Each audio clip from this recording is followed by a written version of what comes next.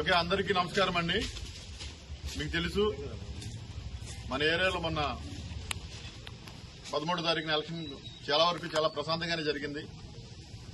మన తిరువురు ఏరియాలో కానీ మైలవరం ఏరియాలో కానీ ఏదో చిన్న చెదురుమదురు సంఘటనలు తప్పించి రిమైనింగ్ అంతా ప్రశాంతంగానే జరగడం జరిగింది.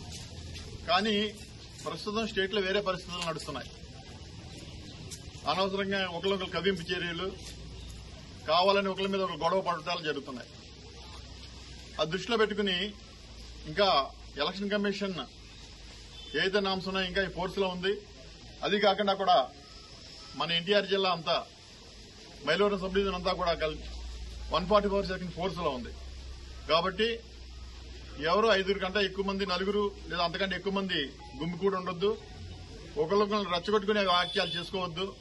అనవసరంగా మీ యొక్క బంగారు భవిష్యత్తుని కేసుల్లో ఇరుక్కుని పాటు చేసుకోవద్దు.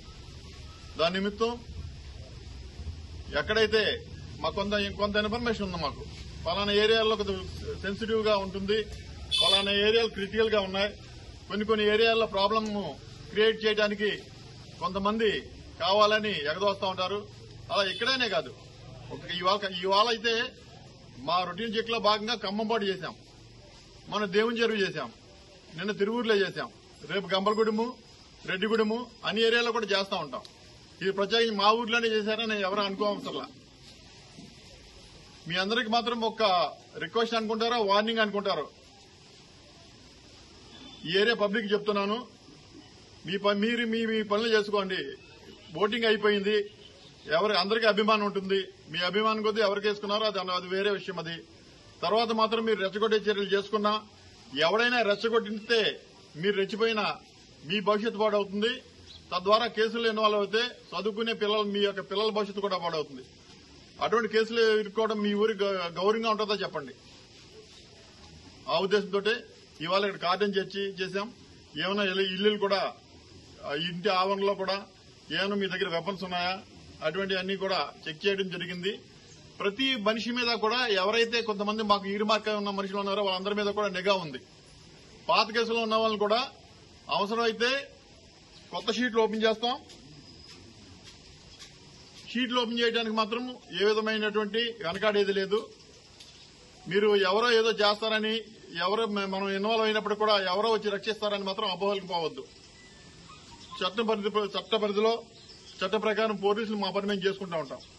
ఇది ఎలక్షన్ ప్రాసెస్ అంతా కంప్లీట్ అయ్యే వరకు మీరంతా సమన్వయంగా ఉండాలి. తర్వాత కూడా అన్నదమ్ములాగే కలిసి ఉన్నారు మీరు. ఆ ఉద్దేశంతో ఈరోజు మన ఏకొండూరు ఎస్ఐ కృష్ణ గారి ఆధ్వర్యంలో మన దిశ ఏసీపీ గారు, మళ్ళా నేను, నబీ, ఇన్స్పెక్టర్, అందరు ఎస్ఐలు కూడా మరియు సిబ్బంది అంతా కూడా, మైలవరం సిబ్బంది, తిరువురు సిబ్బంది అంతా కలిపి కూడా ఈ ఏరియాలో కార్డన్ చేయడం జరిగింది. అలాగే మీ అందరినీ రిక్వెస్ట్ చేస్తాను కూడా, ట్రిపుల్ రైడింగ్ బాగా అలవాటు అయిపోయింది మీ అందరికీ కూడా. అప్పుడు ఏదైనా అనుకోని ప్రమాదం జరిగితే మిమ్మల్ని నమ్ముకుని ఒక కుటుంబం ఉంది, ఒక ఫ్యామిలీ మీకోసం చూస్తూ ఉంటుంది. అది మాత్రం మర్చిపోవద్దు. దయచేసి మీరు ప్రోత్సహించవద్దు. మీ పిల్లలు ఎవరైనా ట్రిపుల్ రైడింగ్ వెళ్తుంటే వాళ్ళందరికీ చెప్పండి. అర్థమవుతుందా మీకు? చెప్పండి. వాళ్ళకి ఏమండి, వీడి పడిపోయినా, వీడికి దెబ్బ తగిలినా మీకే బాధ.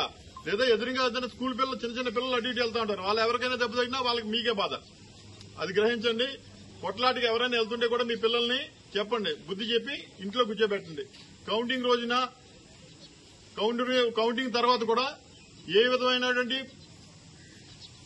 విజయోత్సవాలకి పర్మిషన్ లేదు, ఊరేగింపులకి, ర్యాలీలకి అవకాశం లేదు, పర్మిషన్లు ఇవ్వట్లేదు. 144 సెక్షన్ అమల్లో ఉంది. ఏ విధమైన బాణసంచా కాల్చడానికి కూడా పర్మిషన్ లేదు. దయచేసి అర్థం చేసుకోండి. మీ పిల్లల్ని, ఎవరైతే మీరు అభిమానించి మిమ్మల్ని గౌరవించే మనుషులు ఉంటారో వాళ్ళందరూ కూడా నచ్చ చెప్పండి. తర్వాత ఏదైనా జరిగితే మాత్రం భవిష్యత్తు పాడవద్దు కూడా అని చెప్పండి. ఇప్పుడు ఈ వెహికల్స్ అయితే ఉన్నాయి, అవి రికార్డు లేని వెహికల్స్ తీసుకొచ్చాం. మీరు రికార్డు చూపిస్తే మీ వెహికల్స్ మీకు ఇస్తాం. ఇప్పుడు ఇక్కడే ఇచ్చేస్తాను. రికార్డ్స్ ఏమైనా ఉంటే తీసుకురండి, మా పోలీసులు వెరిఫై చేసుకుని మీకు ఇచ్చేస్తారు. కానీ ఇప్పుడేం దయచేసి మాత్రం రికార్డ్స్ దగ్గర పెట్టుకోండి. బయట ప్రయాణం చేసేటప్పుడు హెల్మెట్ కూడా పెట్టుకోండి. రోజులు బాగలా, యాక్సిడెంట్లు ఎక్కువ మంది దెబ్బలు తగులుతున్నాయి. హెల్మెట్ పెట్టుకోండి. మీ అందరూ కూడా, పబ్లిక్ అందరూ కూడా మీకు ఒకటి చెప్తున్నాను, ఇవాళ ఆనందంగా గొడవ ఏదైనా పెట్టుకోవడం ఆనందంగానే ఉంటుంది. కానీ జరగరాని ఏదైనా జరిగితే మీ మగాళ్ళకి చెప్తున్నాను, మిమ్మల్ని నమ్ముకుని మీ వెనకాల ఒక కుటుంబం ఉంది, నీ భార్య ఉంది, నీ పిల్లలు ఉన్నారు, అది మాత్రం మర్చిపోవద్దు. అలాగే పిల్లలకి చెప్తున్నాను, మీరు ఏదైనా కేసులు ఇరుక్కుంటే మిమ్మల్ని నమ్ముకున్న మీ తల్లిదండ్రులు ఉన్నారు. ఇవన్నీ దృష్టిలో పెట్టుకుని ఉంటే మీకు మంచిది, మీ కుటుంబానికి మంచిది, సొసైటీకి కూడా మంచిది. అర్థమవుతుందండి? ఇప్పటికే మన ఖమ్మంపాడు అంటే పాత రికార్డులు వెరిఫై చేశాను, వచ్చి 3 నెలలు అయింది. కానీ ఒకసారి రికార్డ్స్ అన్ని వెరిఫై చేస్తుంటే ఖమ్మంపాడు ఏంటి పేరు బాగుంది, చాలా ఖమ్మంపాడు అనే పేరు బాగుందని వెరిఫై చేస్తే దాని నిండా రెడ్ ఇంత పెద్ద పెద్ద ఎర్రక్షరాలతో అన్ని పెట్టేసి ఈ ఊర్లో గొడవలు పడతారు, కొట్టుకుంటారు, అలా చేస్తుంటారు, రోడ్డు మీద తాగి గంతులు వేస్తారని రాసి వెళ్ళారు ఒక ఆయన. అటువంటి పేరు మనం చెరిపేయాలి, మంచి పేరు రాసుకోవాలి అక్కడ. ఓకే అండి, థ్యాంక్ యూ అండి, మీరంతా కోఆపరేట్ చేసినందుకు. అలాగే కూడా ఈ తనిఖీలు అనేవి నిరంతరం జరుగుతూ ఉంటాయి ఎలక్షన్ ప్రాసెస్ లోని. అలాగే ఎలక్షన్ అయిపోయిన తర్వాత కూడా నిరంతరం కొనసాగుతూ ఉంటుంది. అలాగే కిల్లి కొట్టలు చెప్తున్న బయట ఎక్కడ కిల్లి షాపుల్లో బయట ఎంటీ బాటిల్స్ కానీ ఫుల్ బాటిల్స్ కానీ పెట్టవద్దు.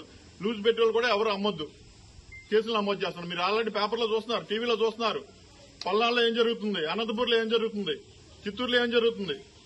అటువంటి పరిస్థితులు మనకు తీసుకురావద్దు, తీసుకొచ్చి మీరు ఇబ్బంది పడొద్దు.